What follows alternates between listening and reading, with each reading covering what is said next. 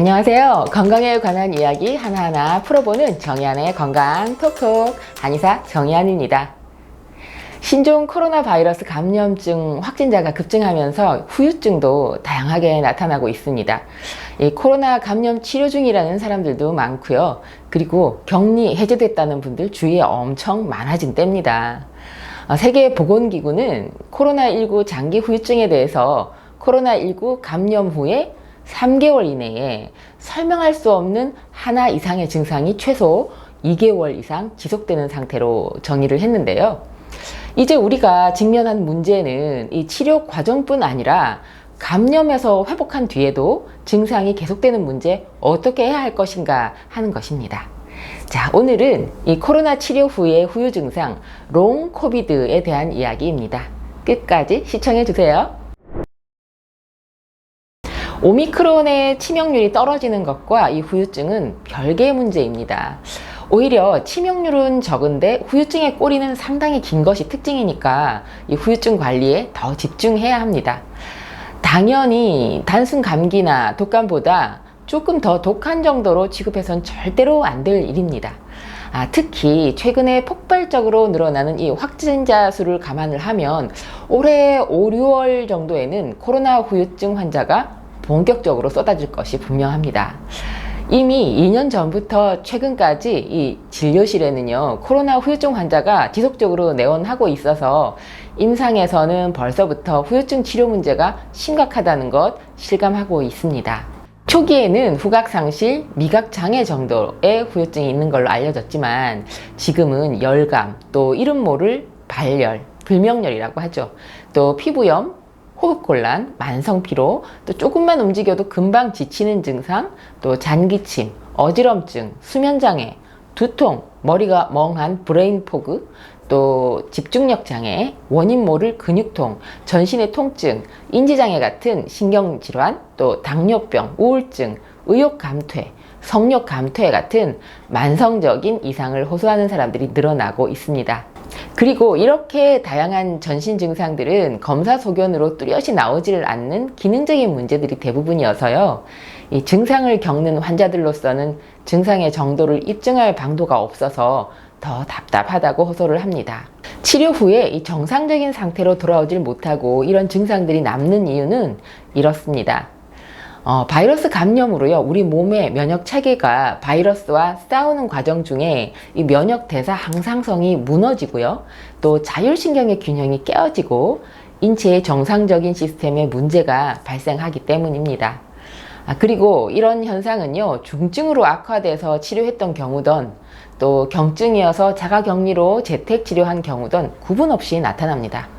이 후유증상이 나타나기 시작해서 2개월 이상 증상이 지속된다면 반드시 후유증을 치료하는 데 집중해야 이 만성 기능성 장애로 남지 않을 겁니다. 자, 한의 치료는 이렇게 합니다. 감염에서 또 회복된 후에 후유증이 초기여서 잔기침이나 인후통, 식욕부진, 피로감, 수면장애 같은 증상이 얼마 되지 않았다면 한의원에서 한약 처방이나 또 약침요법 등으로 단기적인 대증 치료를 받는 것이 도움됩니다. 그런데 2개월 이상 지속되는 만성적인 상태고 또 전신의 증상이라면 면역 체계와 또 자율신경 기능에 이상이 있지 않은지 전문적인 검사를 받아보는 것이 좋습니다.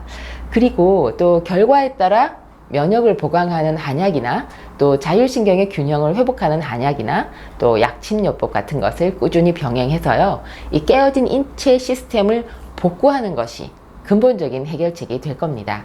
재택치료 때는 이런 점을 주의하세요. 심하게 인후부가 아프거나 고열이 나거나 또 지독한 몸살이 있거나 또 통증이 심할 때 염증을 가라앉히고 해열하고 통증을 제어하는 효과가 있는 여러 가지 약들과 또 한약 이런 것들을 복약 지도에 따라서 정확한 시간에 복용하는 것이 중요합니다. 그리고 갑자기 중증으로 진행돼서 사망에 이를 수도 있는 병이기 때문에 지속적으로 상태를 면밀하게 관찰해야 하는 것은 물론입니다. 그리고 흉통이 심하거나 호흡곤란이 시작된다면 중증으로 발전할 가능성이 있으니까 치료 전담 의원에 연락을 하거나 입원 치료할 필요가 있으니까요, 또 긴밀한 연락 조치를 하는 것이 필요합니다. 자, 치료 후에 회복 시기에는 또 이렇게 하셔야 해요. 자, 격리 해제되고 나서도 여전히 인후 통증이 남아있거나 피로 증상이 있거나 식욕이 떨어지거나 할 수 있는데 잠자는 방이나 주로 거주하는 공간의 온도와 습도를 적정 수준으로 유지 관리해서 호흡이 편하도록 신경을 써야 됩니다. 그리고 격리 해제됐어도 며칠간 몸 상태를 살펴보고 잦은 외출이나 장거리 이동도 삼가하는 것이 좋습니다. 후유 증상이 계속되면 가까운 한의원을 방문하거나 또 전문적인 후유증 치료 받는 것이 좋겠습니다.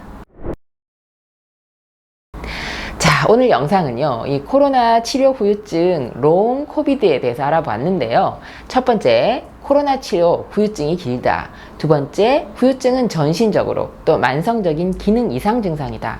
세 번째, 이 바이러스와 싸움으로 자율신경의 균형이 무너져서 생기는 현상이다. 네 번째, 한의 치료가 도움이 됩니다. 자, 다섯 번째, 재택 치료 때 주의점을 알아봤고요. 여섯 번째, 치료 후에 회복 시기에 우리가 지켜야 할 것을 알아봤습니다. 자, 코로나 치료 후유증으로 고생하시는 모든 분들께 오늘 영상 도움됐으면 좋겠습니다. 정의안의 건강 톡톡, 다음 주에도 유익한 건강 정보로 뵙겠습니다. 감사합니다. 여성이 건강해지면 가정이 행복합니다. 여성이 행복한 세상, 건강한 사회가 될 것입니다.